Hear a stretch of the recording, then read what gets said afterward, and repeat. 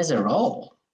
But what's the role of business in promoting social cohesion? Oh, welcome to the Gen E 2023 podcast, in which we highlight young entrepreneurs across Europe who participated in this year Gen E, and the partnership that we have with different organizations today with UNICEF, especially those young people who won the UNICEF Social Cohesion Online Award of Gen E, that are Noah and Mikkel from Epi-CTRL.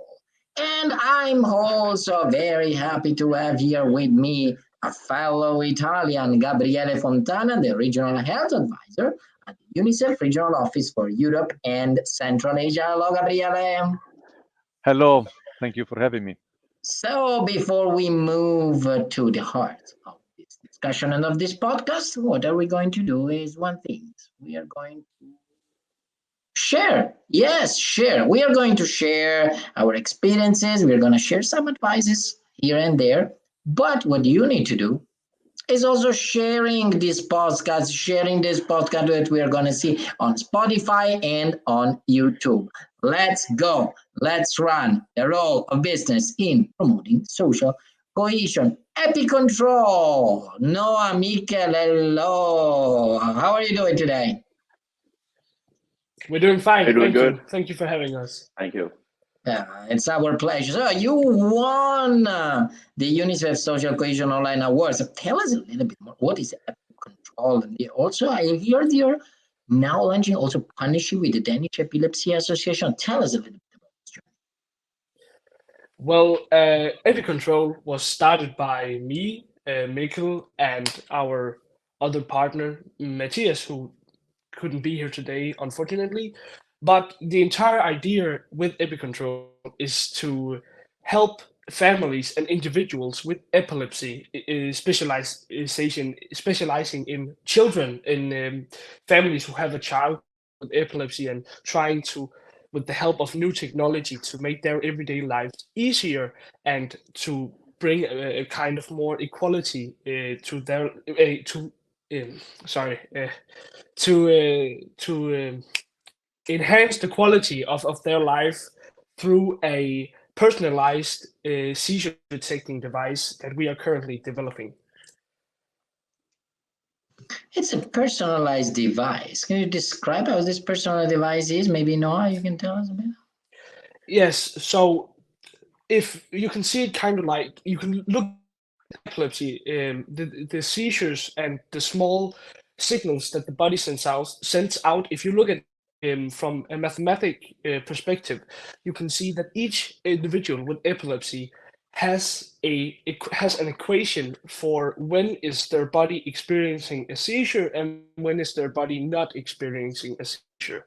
And right now, a lot of the alarms that are out there to say, hey, there's a seizure now, I need help, their equation is not quite right, or the measurements they take are also not precise enough.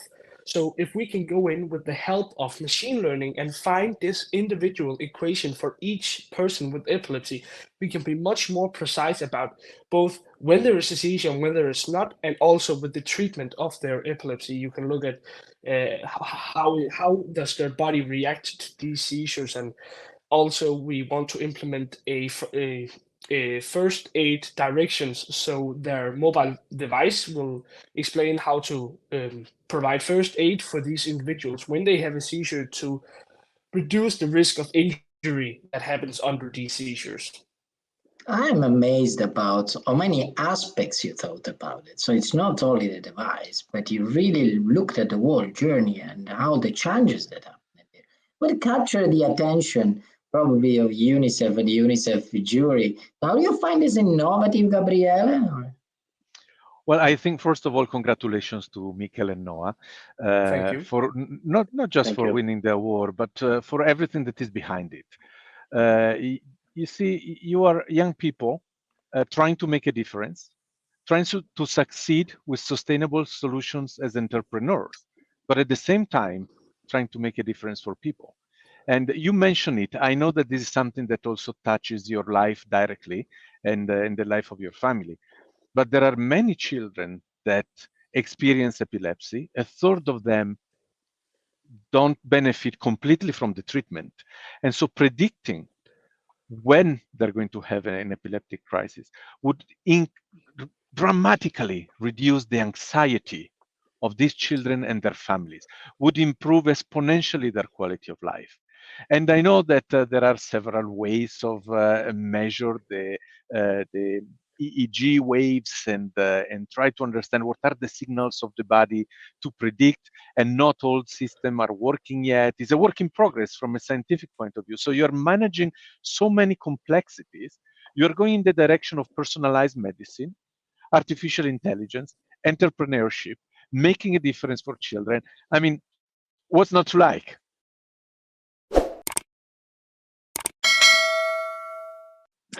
They are checking so many boxes here. You're completely right, Gabriele. They're checking all the boxes along the line. So tell us a little bit, Epi-CTRL, what are the notable achievements that you had so far? So of course, you won this, which is good, but what are the achievements that you guys have done? Well, we have through different competitions in Denmark also won multiple prizes, not only money, but just the name of winning these different competitions really adds to the seriousness and the credibility of our team. We are taken more serious every time we win something to put on the table. If we have to maybe look into getting some money from somewhere, or have to get support from the people we are trying to help, we see that it helps every time we put an achievement on the table. It could be this UNICEF award, it could be the prize we won at the micro grant we won in Denmark. But the thing that means the most to us is the difference or the achievements we have with the collaboration with the Danish Epilepsy Association. When we come out to these people and we speak to them, and we that it is they need the hope that we create when we are out talking about our product, and the entire support that is given to us by this community. It is truly amazing to see so many people really just support us.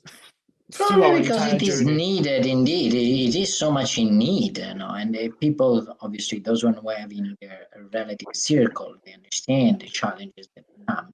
But as Gabriele said, there's still a long journey about data, data to anticipate. And I'm glad to see that young people are trying to anticipate those challenges like this. UNICEF has been always supporting young entrepreneurs, Gabriele, and why are you supporting young entrepreneurs rather than what you're doing? Is really, why are you supporting young entrepreneurs, fostering their bright future? You can see here, it's a testimony. That goes to the core of why does UNICEF exist? We are a UN agency that whose mission is to support the rights of children everywhere, and especially the children that are most in need and the young people that are most in need. So here you have, in a very unique way, two elements coming together. You have an initiative that is helping young people that are affected by epilepsy and that are in need of support, and their families and their teachers. And at the same time, you have young people that are developing skills, thriving in life, and making a difference in society. It's a win-win. And so we cannot but be behind this.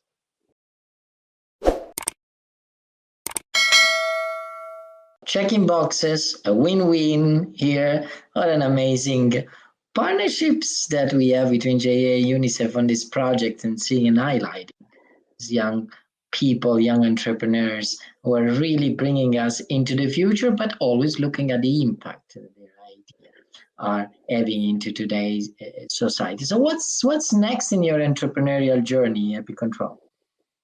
Well, of course, we will continue developing this device, and we will continue even when we have a product on the market. Our entire idea is not only to help the families in this way, but also to shed a light on the problem of epilepsy and provide information for the general public, because there is some stereotypes about epileptic seizures, and that does not only affect the community negatively by saying, oh, it's just if there's a lot of lights going on, you have a seizure, but a seizure can be many things, and the more informed the general public is, the better these people with epilepsy will thrive in our society. And I really hope that podcasts like this, by having all of you, all of our listeners sharing and resharing through Spotify and YouTube, will disseminate this message, will reduce this stigma, will reduce discrimination, and then obviously being constantly updated on the development of Epi-CTRL that is going to be a game changer into that. Now, UNICEF, Gabriele, you told us about why you exist, right? So exactly for the rights of every children out there. But let's look really at the future. No, we're talking about young people here have innovation. Do you think there is enough space today for this new generation to emerge and to promote social cohesion and solidarity? And what else do we need to do there? Well, depending on where you find yourself, I think there are many young people watching this video from different countries, from different contexts. In some places, it might be easier to find opportunities. In other places, it might be more challenging. What matters is your commitment and to know that you can count on other young people and organizations like UNICEF or other local organizations that might be in your area that are willing to support you. But allow me to keep this very real. I want to ask, because I think that Michele and Noah can be of inspiration to many other young people and young entrepreneurs. So let me ask you, keep it real. This is not easy. You have told us about the awards and the success. Can you talk to us for 1 minute? What are the challenges? What people like you will face when they try to make a difference in a sustainable way with a strong vision on helping other people as they walk the talk? So one of the first things when you are participating in just go ahead. So when you're participating, one of the first things you're going to do is making a pitch. And that's actually sound very easy, but I don't think we never have made a pitch without over 100 hours of working before we are standing on the stage. It's true, because you can have the best product of the world, but if you're not able to communicate this effectively to investors, to the general public, disseminate it, then it's a problem. Okay, it is challenge number one, Gabriele. You see, they found one of the challenges. Say, oh, how can I make this out there attract? But what it's else? not. It also really, like Mikkel says, people outside, they see, oh, they're doing a presentation or it's just a product, but they don't see the hundreds of hours of work and research put into this project.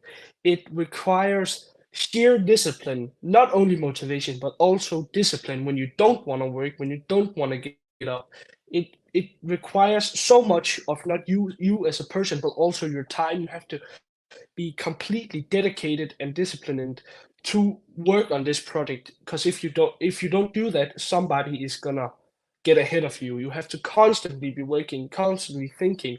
But if it is a problem that you care about, that should also be motivation enough for you to keep at it and keep working. So therefore, I think the most important part of doing a project like this is choosing a problem that means something to you, because if it means something to you, it is much easier to go and work on it, even when you're tired or you think, it's enough. No, everything has to be 100% perfect. Epi-CTRL has found their why. Definitely, they have found their why they did so, why they have that big vision, why they're working so hard despite all the challenges, and how they are motivated to do it. Gabriela, just last final words. I think we can end up with a note of optimism on the new generation. What do you think? I mean, Well, listening to that. all I hear is passion, commitment, hard work, and realism. And that is not always met with success, but is always meaningful in life. And when is unwavered, it will bring eventually success. So this is what inspires us at UNICEF. This is, as I said before, is why we exist. We're there to support you guys, and we are inspired by you.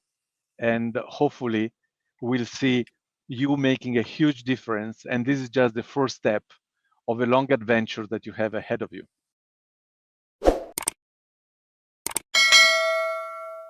So thank you so much. We wish you really all the best, Epi-CTRL. Thank you so much to UNICEF for the partnership with JI that we're doing across Europe, a partner of Gen E 2023. As you all know, we just had over 40,000 visitors on our virtual expo, where companies like Epi-CTRL have been showcased to the largest public and over 350,000 visits to the stand.